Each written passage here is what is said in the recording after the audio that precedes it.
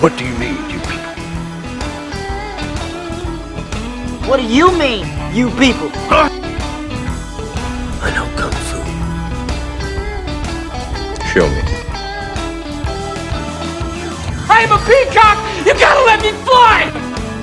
Sometimes you win, sometimes you lose, sometimes it rains.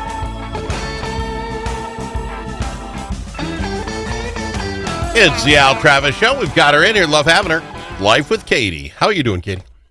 I'm doing pretty well, Al, although I'm a little disappointed with the weather outside. No. We've been here. We're used to it. You were off golfing. We're in Arizona? Yeah. Yeah, I saw the photos. I was very jealous, not happy. It's going to get bad, though. I think we have a high of like 2 below or some crazy number coming up this week. That's not fun. That is not good. No, not good at all. But yeah, I'm not going to whine about you having a week down there golfing and stuff and then come out here, oh, I'm upset with the weather. We're living it. You know what's funny is we golfed 3 times, and the first time, I have to say, my tee shots and all that were lovely. Nice. Second time, they were just utter garbage, and we were dying laughing. It's like, I feel like I'm standing the same. I feel like I'm doing you know how that goes. Oh, yeah. Everything ding, ding.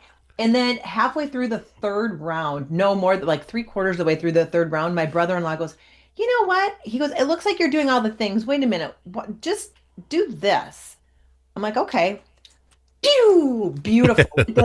Like the last 4 tee shots of the. Oh, that's funny. And I'm like, I am so glad you didn't say anything 3 days ago. See, I was golfing some of the best golf I've ever golfed to start last summer, and it was just rolling along. And then one week I went out and was like, okay, like I said, yeah, it was horrid. It was funny. People were laughing. And I went better part of 2 months. Like I had never played the game before. It's like, I have no idea. This is what I do. I've done. It was horrible, very frustrating, but you're at least golfing. I'll give you that. Now, do you fly with clubs, or do you have some down there? You run a club down there when you go down there? What do you do? You know what? I give my sister and brother-in-law my top, like, I don't know, 6 or 7 clubs. And then they drove down, so then they bring my clubs with them.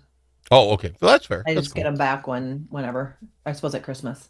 I know this is kind of a guy thing, and I'm sorry. Why not just all your clubs then? Why 6 or 7? They're driving them down there in the back of the car, like 4 more clubs is going to overfill the car. What is that? Right? Because I end up with one of those little traveling bags. Yeah. And so, I don't know. They always do like, would give us your 6 or 7 best clubs, whatever, 7, 8, whatever it is. And I wish I had, because you know what? I did not have my 1 wood. I didn't even bring it because we usually do par 3s or short par 4s. Okay. And I could have really used it this time, and I didn't have it with me, which was. I feel horrible for you. I know. You had to golf without that. That is so sad. I could use some heat on my. It just came so fast. We were doing pretty well, and then all of a sudden now it is absolutely winter, and it will be winter now till April. Yeah, it's not good. Yeah. And we've been spoiled for so many winters too. I mean, well, that's nice. Yeah. Right. We're spoiled. Let me throw this out because I want to pick it up on a positive side. Did you hear that Dr. Oz was on my show today? I heard he was going to be on his show. On your show? How was it? How was he? Great. I mean, we're talking fraud. I don't know if the topic is all that, but I'd like to talk about him because you never know. So 3-4 days ago, I'm talking to his people. Taylor, by the way, wonderful gal as far as I can tell, back and forth, just wonderful. And I didn't know if this was going to happen, literally up until last night at, 4 o'clock, which is 5 o'clock East Coast time. And I sent an email at like 3:30, so that'd be 4:30 their time, said, obviously, things are shutting down and you have not agreed to this yet. This is a done deal. Because it's going to either be Wednesday or today. And I hear nothing. Like, man, they're not even going to text me back. Now I'm not thinking Taylor Swift. Comes back at 5 minutes to 5 their time, 4 o'clock my time.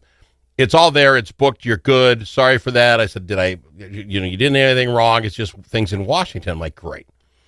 So they guaranteed me to be here this morning. And he comes on. And he gets there, how do I put this? I've dealt with some pretty muckety-mucks out in Washington before. And they always have a guy who comes on 10 minutes early and sets the Zoom up. Check, make sure you're there. And that's all fine. Make sure. And then important man or woman steps in, sits down, and are you ready now? And everything's, and then they spend their 12 minutes or whatever. Thank you. And then they're off the set.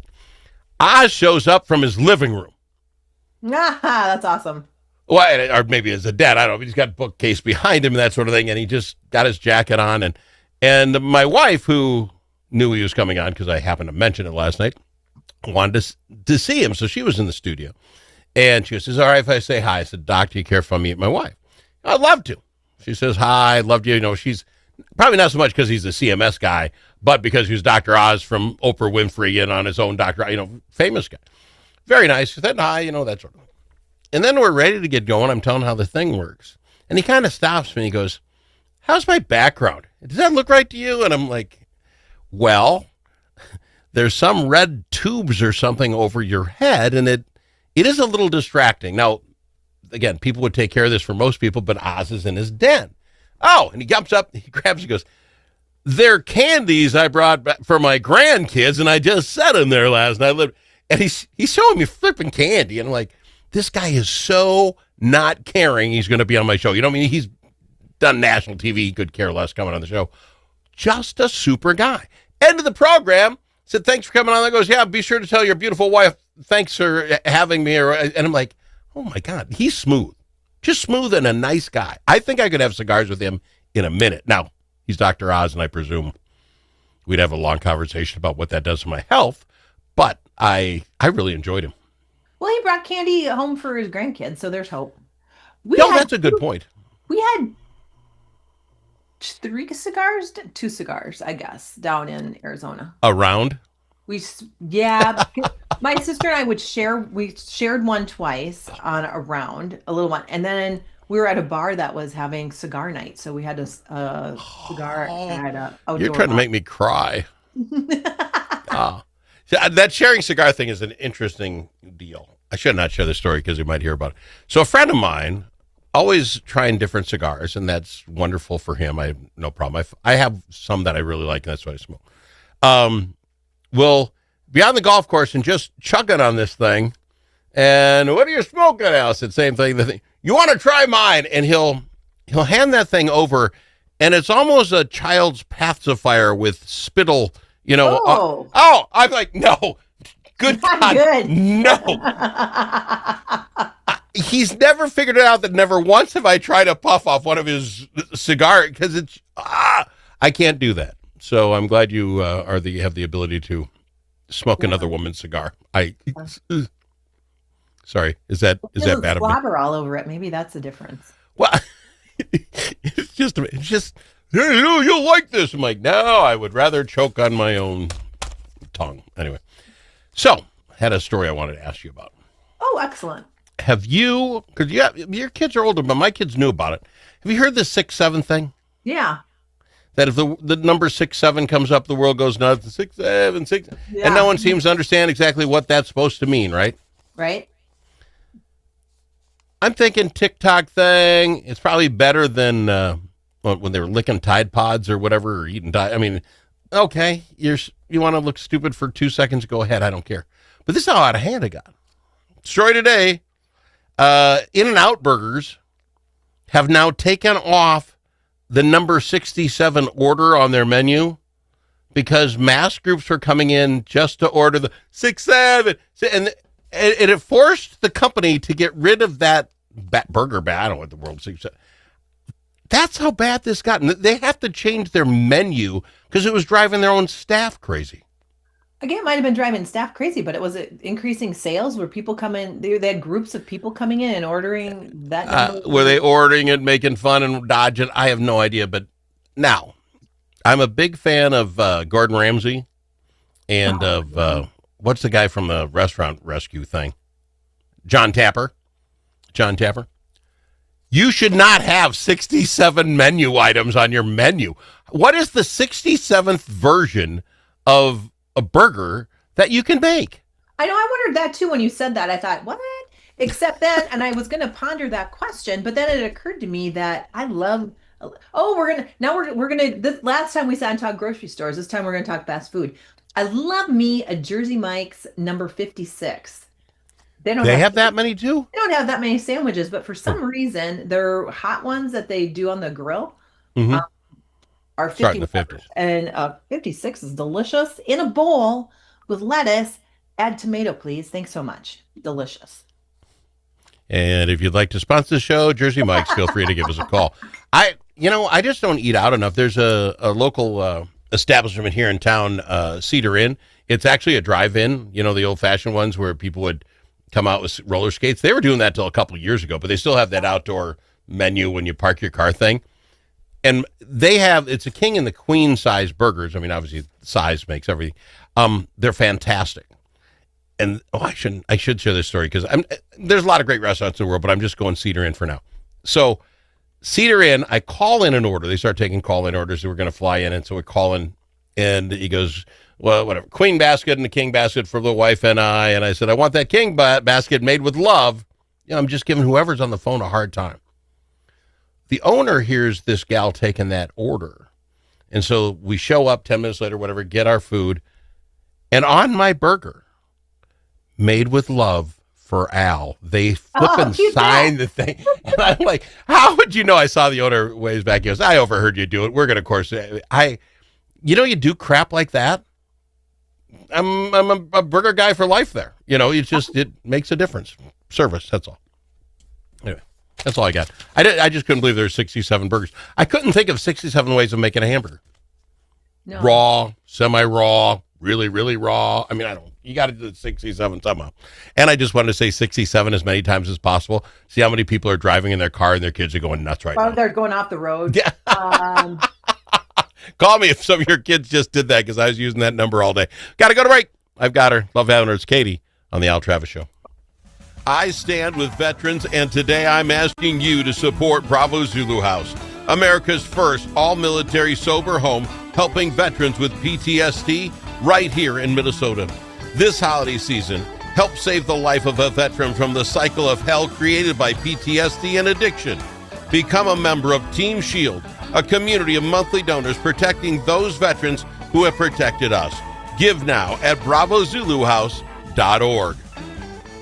Chanhassen Dinner Theater's gift cards make perfect holiday gifts because everyone loves the gift of live entertainment used for any current or upcoming show, incredible concerts, Stevie Ray's Comedy Cabaret, or main stage musicals like White Christmas or the upcoming high-rolling Broadway hit, Guys and Dolls. Chanhassen Dinner Theater's gift cards are available in any amount, never expire, and are always the right size and color. Easy too. Order by phone or online at chanhassendt.com. Chanhassen Dinner Theaters, always entertaining you.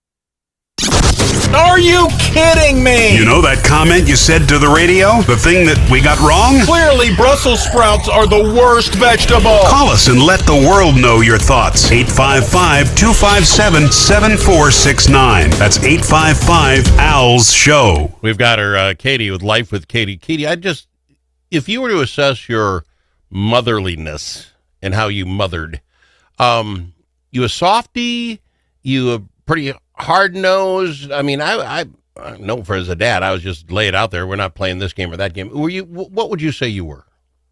Gosh, it so depends on the situation because I've got my line in the sand on some stuff, and on other things I'm much more flexible. So I think Let's talk Christmas presents. If my kids could figure out my how to navigate my, like, what are my non-negotiables and what are the things that we could do pretty well. Here's the story. They did a big survey, 2,000 parents, on how they handle gifts for the holidays. How do they have to hide their gifts, and how do they do it? Evidently, 34% of the people, 63% of parents actually disguise their kids' gifts as something else to stop snooping. 34% use decoy gifts to trick the kids. I mean, best hiding spots, closets, 56%, bedroom, 54%, 26% in the car, 22% in the basement, 20% in the garage. Some parents went to hiding, 19% at a friend's house, 15% in suitcases, sheds, work. Presents went in our bedroom. Door was closed. When the door was closed, that's because you're not supposed to go in there. And the idea was, oh, wow, this is me. Go ahead and go in. Christmas will not be any fun because that's what's going to be. What do you mean decoy gifts? This is what I'm asking. Or are you one who just said, go ahead. You want to ruin it? Go ahead. That's who I was. Does that mean I didn't hide crap? Well, you know what? Our kids knew that that their Christmas gifts were stored in the entryway closet on the top shelf. And I guess if they would have wanted to, they could have gone and looked. But to your point, then that just ruins Christmas. So then I guess that's on them. Well, yeah, but that's my point.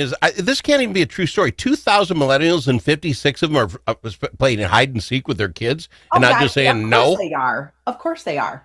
People are so crazy. Now, I will say the crazy thing I did do that is I would make sure that if Sam had 5 gifts, 10 gifts, 20 gifts, 100 gifts, that Tyler had the same number so that if they were going back and forth opening their gifts, the same number.